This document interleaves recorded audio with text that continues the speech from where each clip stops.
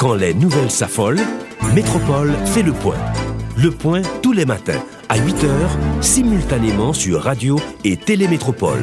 Le point est une courtoisie de MSC Trading et Digicel. Mesdames, Messieurs, bonjour. Merci de nous rejoindre sur Radio Télémétropole à l'heure de la rubrique Le Point. Ce matin, nous avons comme invité le candidat à la présidence Clarence Renoy du parti politique UNIR, l'Unité nationale pour l'intégrité et la réconciliation. Avec Clarence Renoy, nous allons commenter l'actualité et surtout parler de la proposition, encore des 2 propositions de sortie de crise élaborées et rendues publiques par le parti UNIR. Clarence Renoy, bonjour, merci de répondre à cette invitation. Bonjour Georges-Alain, bonjour à vos auditeurs, à vos téléspectateurs et téléspectatrices. Je suis flatté d'avoir reçu cette invitation et donc c'est avec plaisir que je réponds à votre demande, à votre invitation. Donc nous allons tenter de commenter l'actualité. Aujourd'hui, Clarence Renoy, la conjoncture est vraiment difficile avec les manifestations de rue en série. Vous avez vécu tout ça en tant que journaliste de carrière. Maintenant, en tant qu'homme politique, comment vivez-vous en cette situation? Bon, je suis peut-être un peu plus à l'intérieur maintenant de la crise, de la conjoncture. J'étais à un certain moment comme spectateur, observateur, journaliste, à relever, à noter, à écrire l'histoire. Ce que je constate avec un sentiment d'impuissance, je dirais, c'est que ce que j'écrivais il y a 20 ans, 30 ans sur Haïti, sur les événements que le pays subissait, ce sont les mêmes choses que je revois aujourd'hui. Et je suis aujourd'hui dans un rôle d'acteur, je dirais. Et c'est à ce titre-là que vous m'invitez, pas au titre de journaliste que je suis. Vous êtes mieux placé aujourd'hui que moi pour faire le constat et pour écrire, pour parler d'Haïti.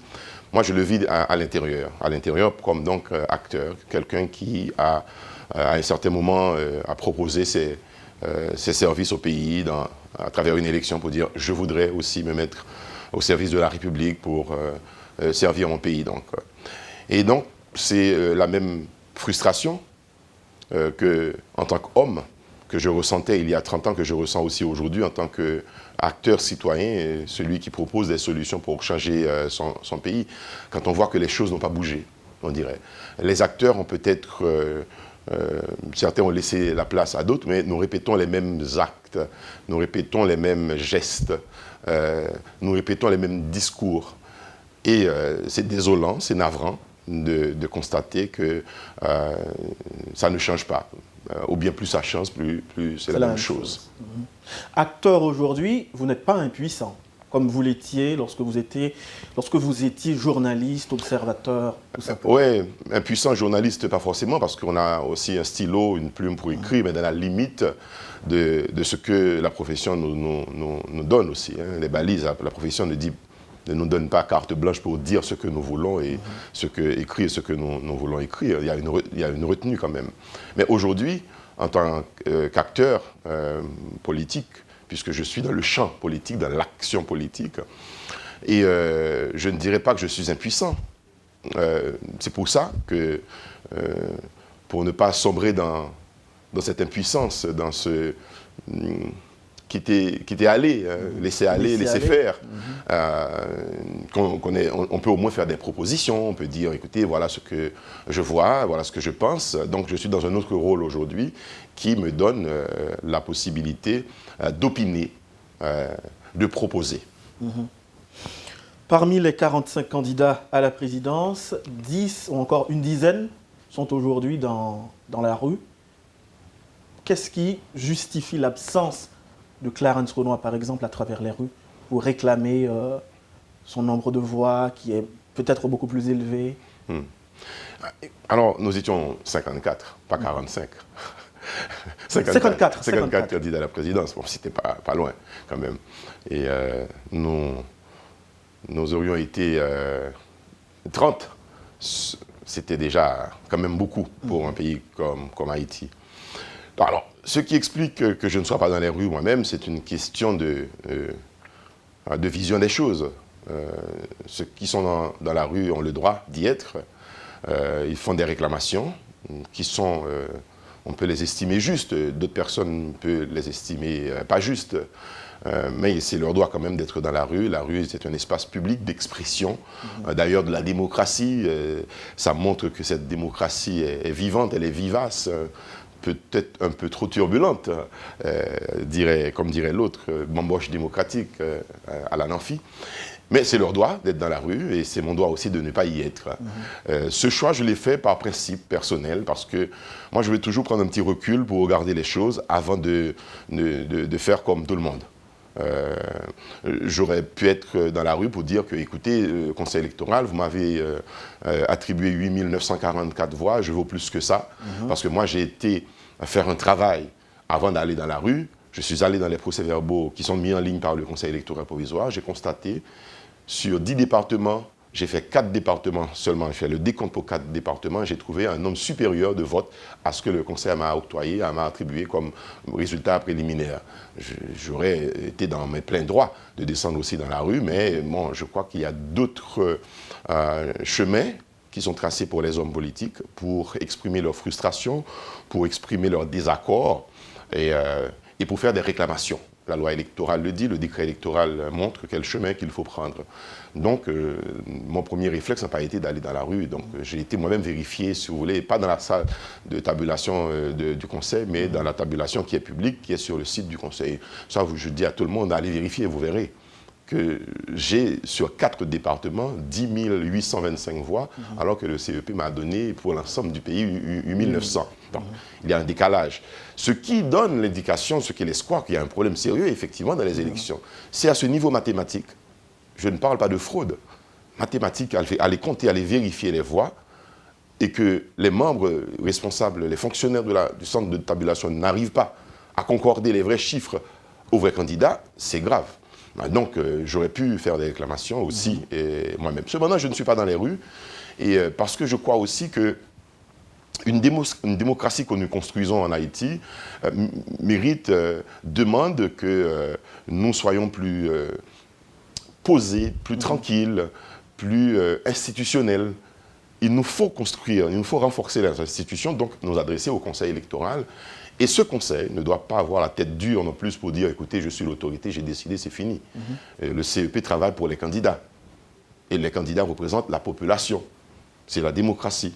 Donc, si les candidats demandent une vérification, une nouvelle vérification dans le centre de tabulation, des voix qui leur ont été attribuées parce qu'ils ont des suspicions ou pas, mais c'est le devoir du conseil électoral. Ils ont le droit de réclamer, c'est le devoir du conseil électoral d'ouvrir, c'est la transparence, d'ouvrir ces portes, vous dire, écoutez, venez vérifier vous-même, former une commission, parce qu'on ne pourra pas recevoir 54 candidats à la fois, mais former une commission de 10, de 15, et puis on va faire ça ensemble. C'est la moindre des choses à faire. Mais nous voyons de préférence un conseil électoral provisoire qui ne fait pas le jeu démocratique, ne joue pas le jeu démocratique, et au contraire se raidit, garde dans une position, un raidissement. Et ça fait quoi? Ça fait que nous sommes aujourd'hui dans une situation où les positions restent figées.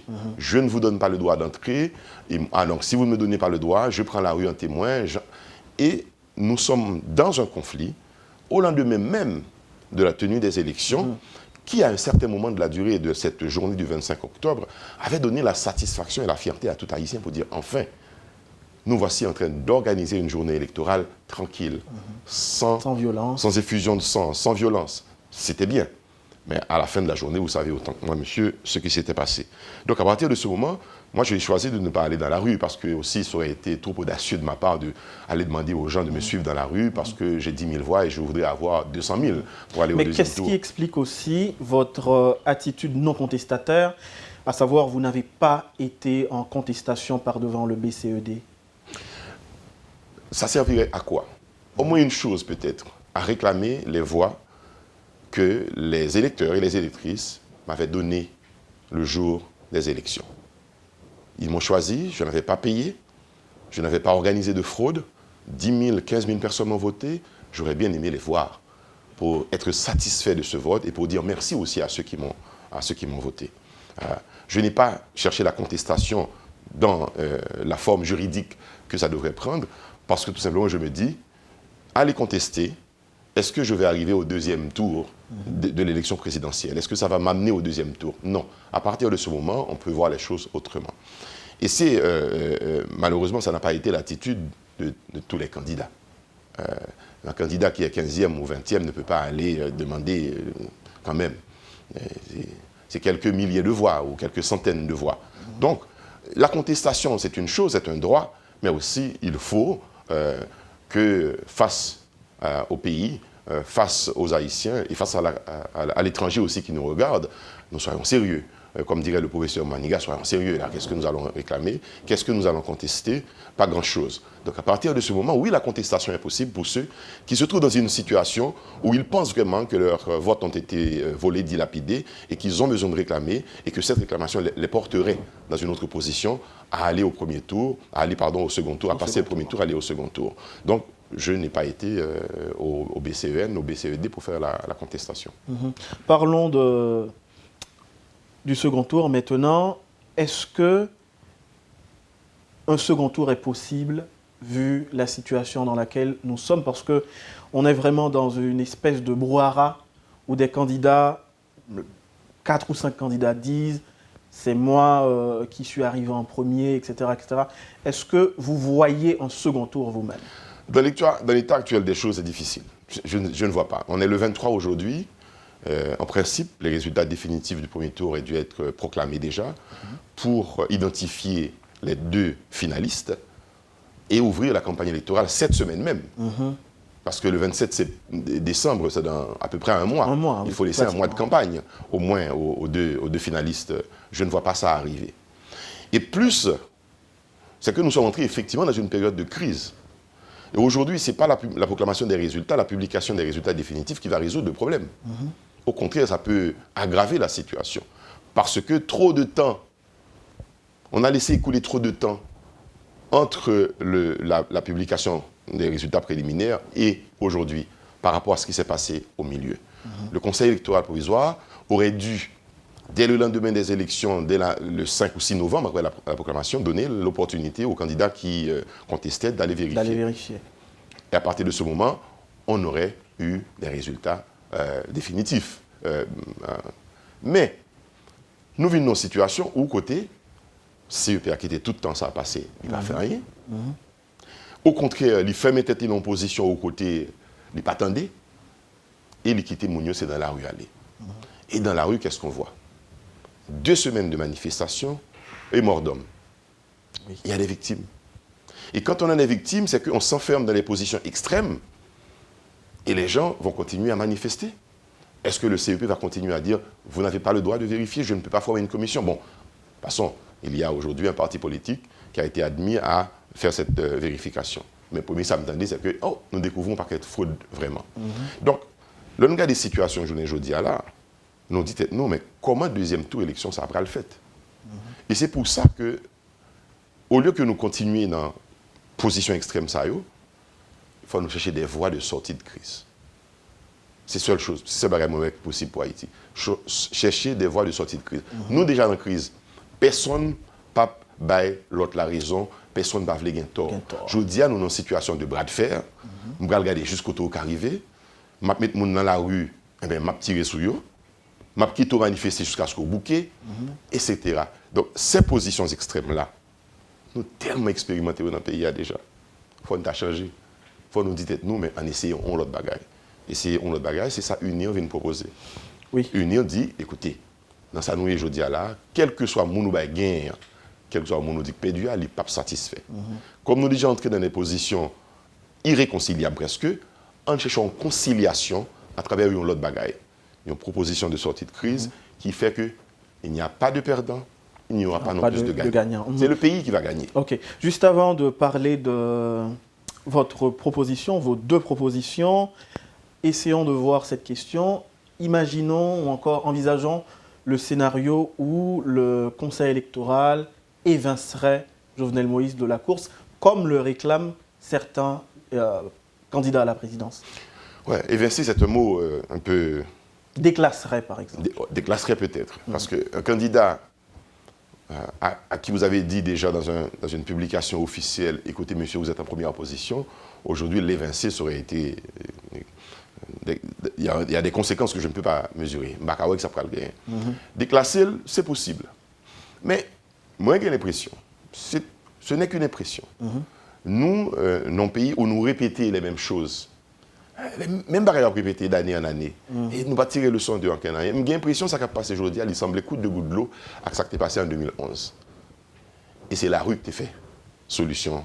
Laissez ça, président Martelly, candidat, tu peux mettre les gens dans la rue, nous avons tout ça qui est passé, donc il vient déclasser Jude Célestin, il vient paraître en position pour y aller dans le deuxième tour. Nous avons l'impression que c'est seul ça que nous comptons faire nous-mêmes. Quitter la situation arrivée dans le pourrissement côté de rivière pour nous capables de faire. Maintenant, est-ce que CEP après le déclasser ou le évincer? C'est difficile. Trop de temps, encore une fois, passer dans la question ça. Nous n'avons pas besoin de quitter les gens arrivés dans la manifestation de rue, dans crasé, brisé ou victime. Donc, la solution, pas sauter dans l'élection ça selon moi-même. Quel que soit le monde CEP à classer aujourd'hui pour le dire c'est autorisé à la deuxième tour, pour avoir une insatisfaction. Est-ce que c'est Jovenel Moïse toujours avec Jude Célestin? On verra. Pour le moment, ce sont ces deux-là qui sont arrivés en tête. Et les 4 autres qui réclament, qui disent nous aussi. Groupe des 9, groupe 8, etc. G8, G9. Deuxième cas de figure, vous évincez Jovenel, vous dites Jovenel, vous n'êtes pas là-dedans du tout. Aujourd'hui, je vous fais remarquer que Jovenel est reçu partout comme pratiquement le futur président d'Haïti. Dans les consulats d'Haïti à l'étranger, il est officiellement reçu. Alors, qu'est-ce que vous faites de lui? Vous dites, mon cher, on y a passé troisième, oui, c'est mon qui est deuxième. Est-ce qu'il a des partisans? Est-ce qu'il y a des gens qui vont réclamer aussi pour lui? Donc, on est en situation de crise. Et les autres candidats qui disent, moi, j'ai gagné le tour depuis le premier tour, j'ai entendu Mme Maryse Narcisse de famille Lavalas.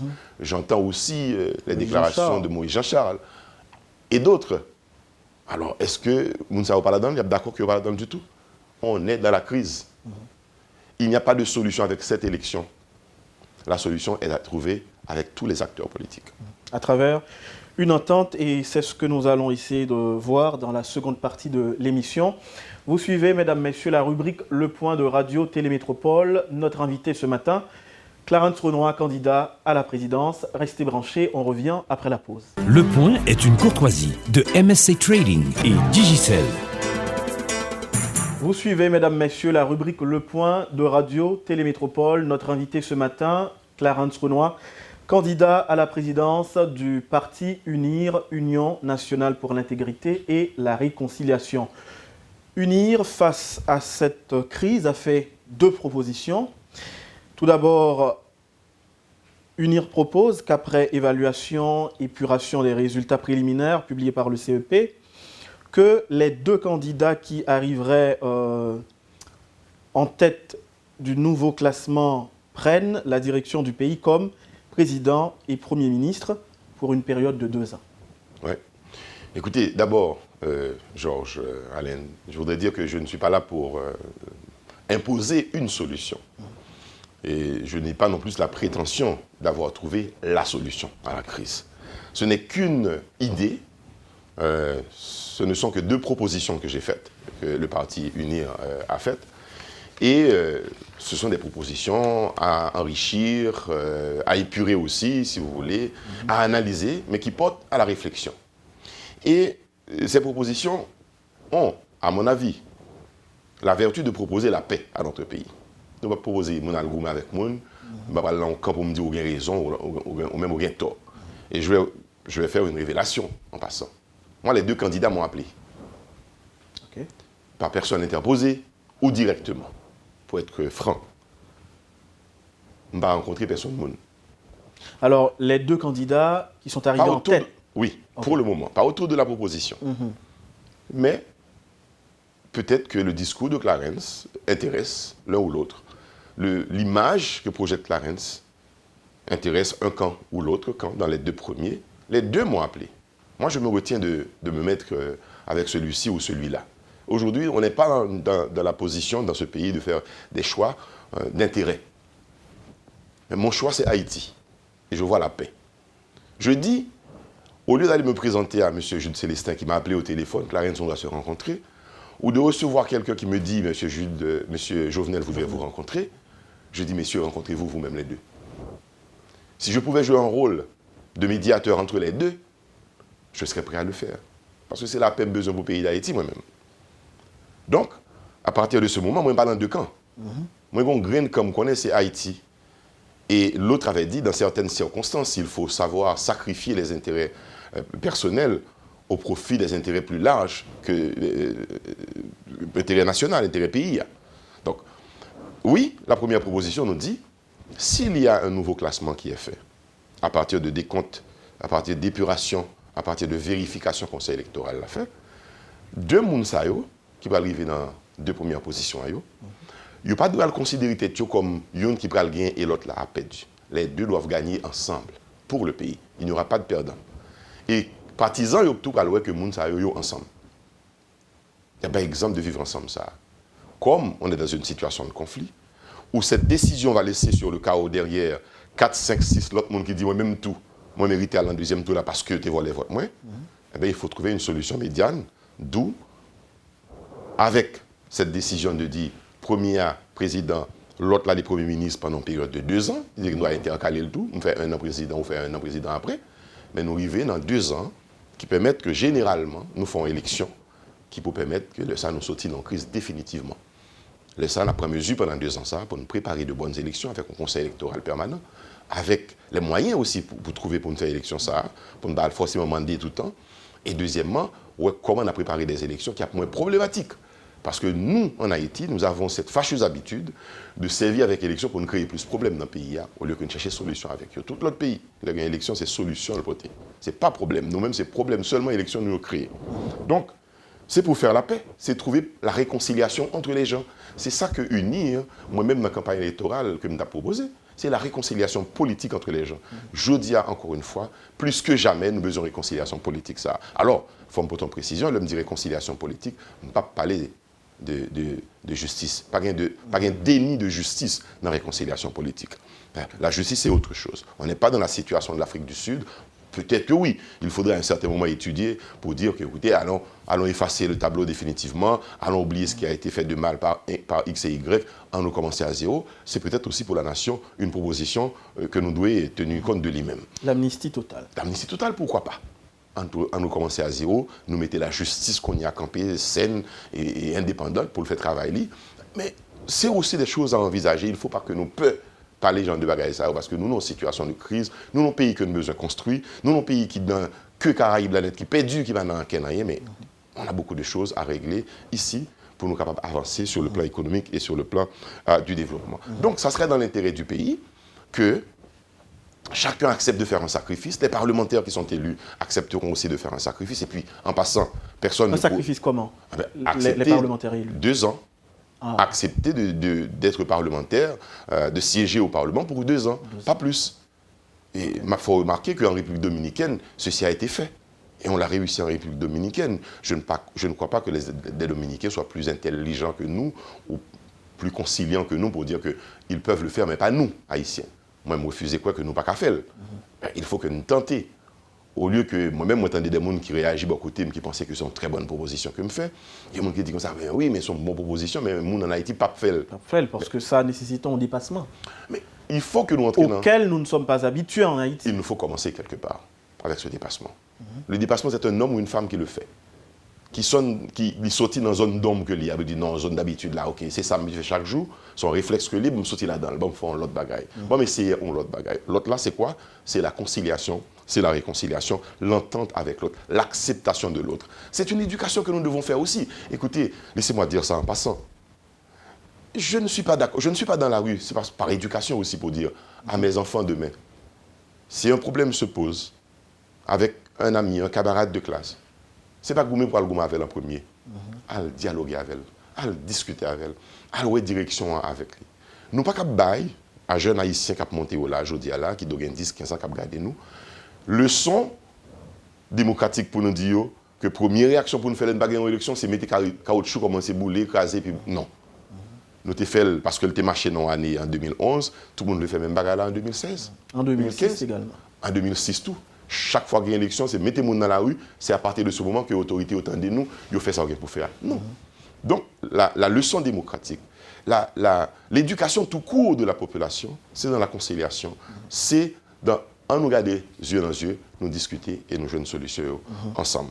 Vous parlez également d'un gouvernement collégial avec les 10 autres candidats. C'est l'un ou l'autre, mais on peut aussi les mettre ensemble, l'un et l'autre. Si les deux premiers sont des premiers ministres, présidents et premiers ministres, eh bien les 10 autres peuvent être des ministres. Donc, il y a un risque de compétence là. Pas forcément chaque monde individuellement.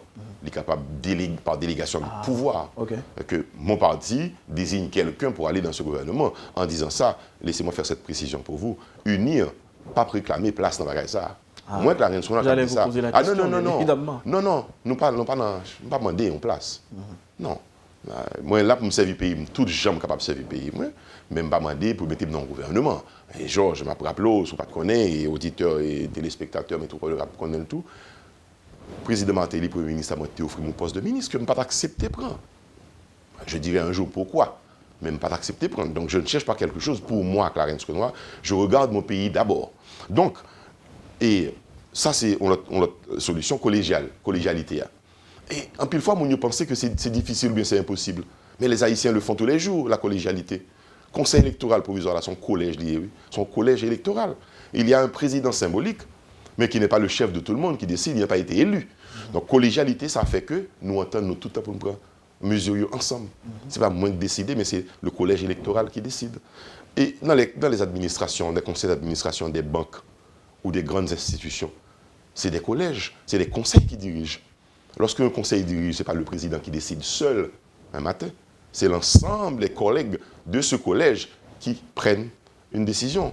Donc, nous sommes capables de faire tout dans le public. Donc, les Haïtiens sont capables d'arriver à cette dimension, à ce dépassement, à cette dimension pour montrer que même tout, nous sommes des civilisés quand même. Ce sont des gens très instruits, qui ont fait des écoles, qui ont fait des universités, qui ont l'expérience politique du terrain, et dans d'autres pays aussi où ça a passé. Donc, oui, nous sommes capables de prendre à pas, nous dit, OK, dans le nouveau classement, il y a 10 candidats qui sont arrivés en première position. On prend les 10, on forme un gouvernement collégial. Remarquez que ça n'a pas, c'est pas constitutionnel. Parce que si nous regardons la constitution haïtienne telle qu'elle est aujourd'hui, d'ailleurs, même par contre, dans quelle constitution nous y est? Est-ce que nous avons 87 ou bien est-ce que nous avons 87 amendés? Je ne sais pas. Donc, collégialité, elle est possible. Et ça va le forcer Haïtiens à apprendre à travailler ensemble, vivre ensemble. C'est ça que nous devons faire. C'est une école de travailler ensemble. Il faut que nous menions pays dans la direction de travail ensemble. Donc, mais il y a de trop grands enjeux dans la politique. Qui t'a porté, par exemple, président Martelly au pouvoir, à rentrer dans le schéma ça. Enjeu. Il est bon pour lui. Il a plus bon pour lui. L'enjeu, c'est l'histoire qui est l'enjeu en matière politique. L'enjeu, ce n'est pas l'intérêt personnel. Ah oui, je suis le président, oui, je suis le Premier ministre. L'enjeu, c'est l'histoire. Comment l'histoire va-t-elle me juger après mon mandat? Voici la question. C'est le regard de l'histoire qu'il faut toujours avoir. Le sens de l'histoire aussi. J'ai fait l'histoire parce que j'ai résolu une crise dans mon pays et il me sortit belle là-dedans, le pays a sorti belle. Le pays me sera éternellement reconnaissant parce que m'éviter le crise ça. Donc c'est le rôle que doit jouer le président Martelly, c'est le rôle que doit jouer le Premier ministre et je crois qu'il va le jouer, le Premier ministre Evans Paul. C'est son monsieur qui est très intelligent. Ah oui. Il va le jouer, vous pensez qu'il va le jouer quand même. Parce qu'il a sorti le président Martelly de beaucoup de pétrins déjà. L'autre jour, monsieur est en train de prendre pour bailler ministre en haut comme là-haut. Tout le monde dit oui, mais j'ai fini de prendre, le ministre dit oui, après ça va retirer. Donc, je pense que lui, là, il a un rôle il n'a rien à perdre. C'est un monsieur qui a tout gagné dans ce pays. Tout lui a été permis, il a tout gagné. Donc, aujourd'hui, il peut encore aller plus loin en faisant un geste patriotique pour dire au président Martelly, revenons à la raison, on prend des décisions pour nous sauver le pays ensemble. Parce que, Georges Alain, il y a pour nous considérer. Vous t'es posé une question tout à l'heure, est-ce que l'élection deuxième tour l'a fait? Je n'ai pas un bol cristal pour me connaître. Mais là, nous regardons, on analyse ce qui a passé dans le pays. Là, nous est très difficile pour faire une campagne électorale qu'on y a là, dans le climat actuel, ça, dans le pays, avec qui est et au profit de qui. Ou il y a une suspicion déjà qui fait que personne ne va aller croire dans le résultat élection. L'Institut brésilien fait un sondage, il dit mais ça a passé. Deuxième scénario, le 7 février arrive. Est-ce que le président Martelly va partir le 7 février sans qu'il y ait un président élu? Et dans quelles conditions va-t-on élire ce président? Et s'il ne va pas partir le 7 février, ça va le passer. Il va dire, moi, j'étais boumé. Oui. sans possibilité. Donc il faut nous envisager tout ça. Il faut nous garder bien et pour une jeune solution ensemble. Et mais votre proposition, c'est une transition qui ne porte pas son nom. oui, vous pouvez l'appeler ainsi. Parce que moi, je crois que oui, on peut parler de transition dans la politique, ça arrive. Mais transition, pas doué la règle. C'est les élections. Ça devient la règle en Haïti. Ah ben, pas doué ça. C'est d'abord les élections qui doivent régler. Nous allons à l'élection. Alors, élection pose un problème. Eh bien, ok, on a une période de transition à une autre étape. Mais ne pas qu'à dire que l'élection, ne pas que l'élection, c'est transition m'vlé. Qu'est-ce que ça veut dire, que c'est transition m'vlé? Non. M'vlé, à l'élection. Hein. Moi, je voulais déterminer un bon gagnant et aussi de bons perdants. Et puis, à partir de ce moment, puis entrer dans la normalité. Car c'est le jeu politique, l'enjeu réel, c'est entrer Haïti dans normalité politique, dans modernité politique. Ce pays a besoin de 25 ans de continuité. De stabilité. De stabilité. Faut que stabilité, elle servi dans une alternance politique, une alternance régulière, apaisée, normale. Un président d'un parti X se retire, il laisse la place à un président d'un autre parti. Ce n'est pas l'alternance, ce n'est pas la continuité ou la stabilité dans « moi mettez mon pam que me voulez », non. C'est nous mettez mon que la population choisit. Donc, il faut que nous fassions effort ça. Et qui ça l'exige le ça? Ah oui, il demande une exigence. Il demande que le président passe au pouvoir, le gouvernement passe au pouvoir, il n'a pas fait des ordres dans le pays. Après ça, pour ne pas aller parce qu'il a découvert trop poteaux roses derrière. Non. Il demande un comportement politique correct, tu gères un pays, après, dignement, fièrement, au retirer corps, et le suivant prendra les rênes avec toute félicitation que le pays a doué, qu'on fait passation là-dedans, normal. On va se forcer mon pauvre pour mettre, pour veiller pour vous, pour couvrir pour moi, ça me défait qui n'est pas de bon. Donc, le problème est que nous avons besoin de dirigeants qui soient plus dignes de diriger ce pays, qui soient plus responsables pour diriger ce pays. Nous avons besoin de gens qui soient plus conscients de l'état d'Haïti, qui n'est pas capable de tomber dans la division tout le temps, mais qui a besoin de réconciliation, qui a besoin de stabilité pour le progrès économique. C'est ça. Alors, quand je dis ça, je dis que moun sa yo n'a pas existé en Haïti. Non, il a existé. Il est tout simplement timide. Et je dis que, quelque part, il faut que nous réveillions moun sa yo qui dormi en côté, qui désintéressé d'Haïti, qui découragé, avec raison, parfois. Parce que Haïti fait moun yo souffrir trop. Mais on ne peut pas abandonner ce pays au désordre. On ne peut pas abandonner ce pays à l'improvisation. Parce que là, nous avons l'improvisation. Personne ne connaît ça pour le passer demain. Personne ne viendra investir dans ces conditions-là. Et tout peut se passer. Et on nous regarde à l'étranger. Mais ces Haïtiens, ils sont bêtes. Chaque fois, ils commencent les mêmes bêtises. Ils font les mêmes erreurs chaque fois. Ça fait l'affaire aussi des étrangers. Et moi, je te dis déjà, lorsque nous n'avons pas qu'à jouer une solution entre nous-mêmes, nous disons étrangers, viennent proposer nos solutions. Et parlant d'étrangers, imposer nos solutions. Un acteur important, ou est-ce que son omission volontaire, un acteur qui part dans la proposition là, c'est la communauté internationale avec son argent. Écoutez, oui, qui a financé les élections. Sans oubli volontaire, si vous voulez.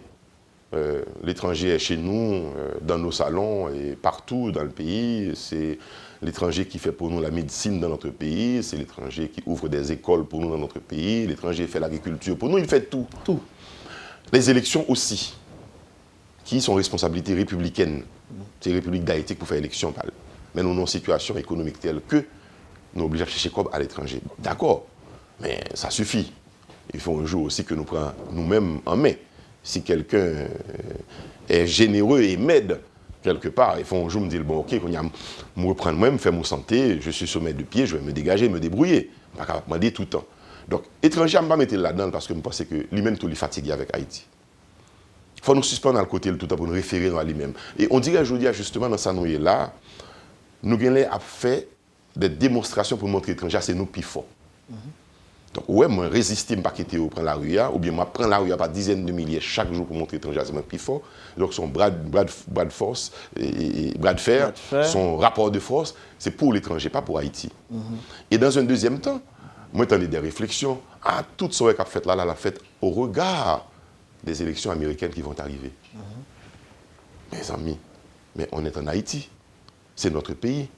Ce qui se passe aux États-Unis ne nous concerne pas directement comme ça pour nous dire jusqu'à ce que le nouveau président américain est élu pour nous montrer aux forces.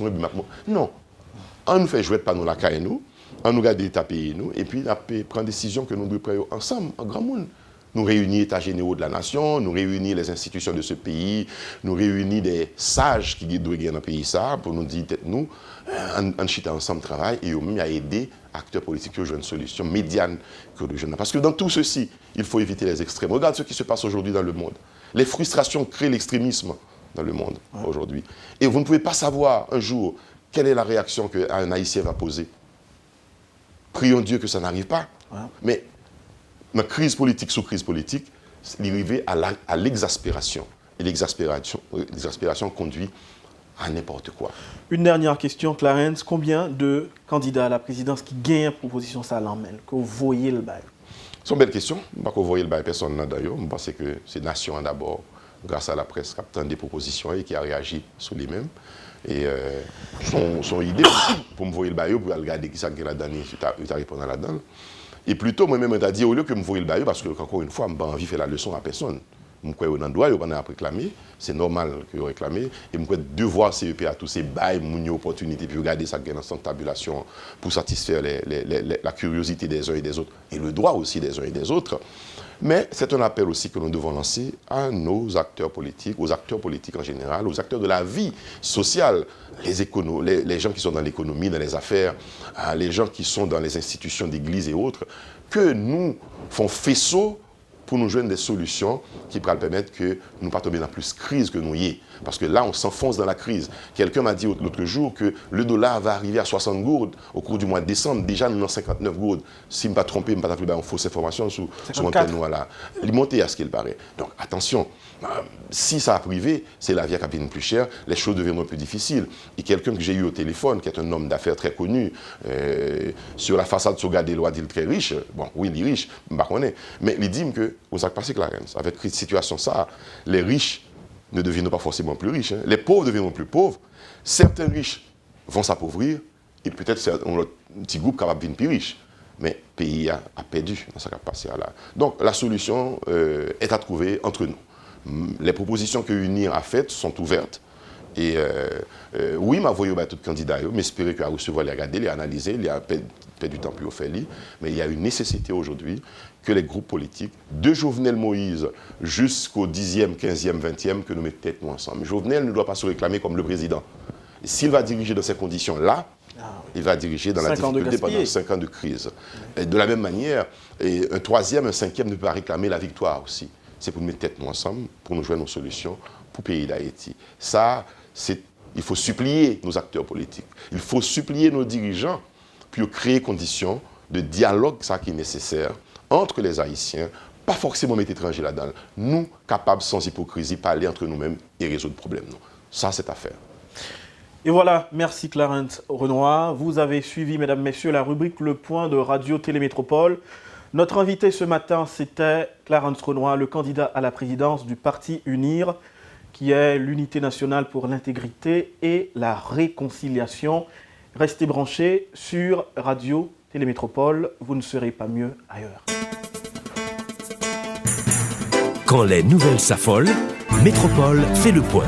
Le point tous les matins à 8h, simultanément sur Radio et Télémétropole. Le point est une courtoisie de MSC Trading et Digicel.